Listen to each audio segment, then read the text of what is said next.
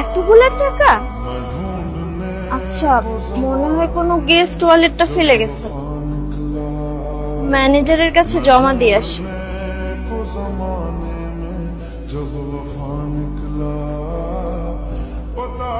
Sir, sir, কি বাবা, কি হয়েছে? স্যার, কোন একটা কাস্টমার মনে হয় ভুল করে ওয়ালেটটা ফেলে গেছে। এর মধ্যে অনেকগুলো টাকা আছে। আপনি কাইন্ডলি আপনার কাছে রেখে দেন, যার ওয়ালেট সে এসে খুঁজলে আপনি দিয়ে দিন। আচ্ছা দেখি।